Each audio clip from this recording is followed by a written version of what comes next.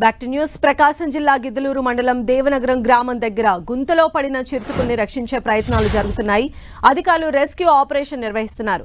చిరుత పడిన గుంత 8 అడుగుల నుంచి 10 అడుగుల లోతు ఉంది. గిద్దలూరు ఫారెస్ట్ రెంజిమెంట్ అధికారులు ఆధ్వర్యంలో ఆపరేషన్ జరుగుతోంది.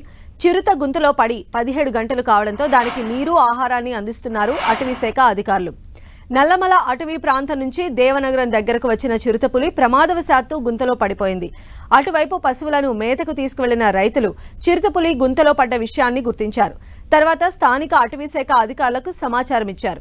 చిరుత గుంతలో పడ్డ ప్రాంతాన్ని పరిశీలించిన అనంతరం రెస్క్యూ ఆపరేషన్ ప్రారంభించారు. మార్కాపురం, గిద్దలూరు అటవీ శాఖ అధికారుల ఆధ్వర్యంలో రెస్క్యూ ఆపరేషన్ జరుగుతోంది. వలలు, బోను సాయంతో చిరుతను రక్షించి అటవీ ప్రాంతంలో విడిచిపెడతామని అటవీ శాఖ డిప్యూటీ డైరెక్టర్ నరసింహారావు తెలిపారు.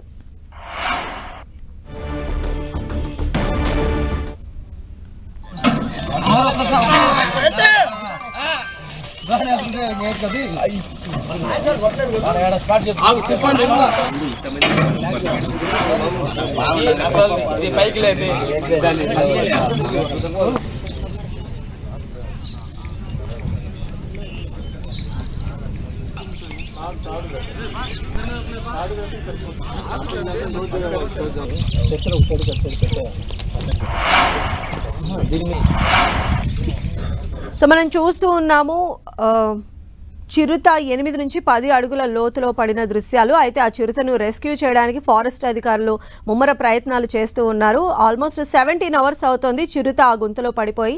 ఇప్పుడు దానికి ఆహారం, అదేవిధంగా వాటర్ని కూడా సప్లై చేస్తున్న పరిస్థితి కనిపిస్తోంది. ప్రకాశం జిల్లా గిద్దలూరు మండలం దేవనగరంలో చిరుత కలకలం సృష్టించింది. ప్రస్తుతం అయితే చిరుత అక్కడ వల ఏర్పాటు చేసి ఉన్నది. అందులో అది చూసుకోకుండా వలకు చిక్కిన పరిస్థితి కనిపిస్తోంది. దీనికి సంబంధించిన రెస్క్యూ ఆపరేషన్ అయితే ఇంకా కొనసాగుతోంది. చిరుతను బంధించిన తర్వాత అటవీ ప్రాంతంలో వదిలేస్తామని చెప్పి ఫారెస్ట్ అధికారులు చెప్తున్నారు.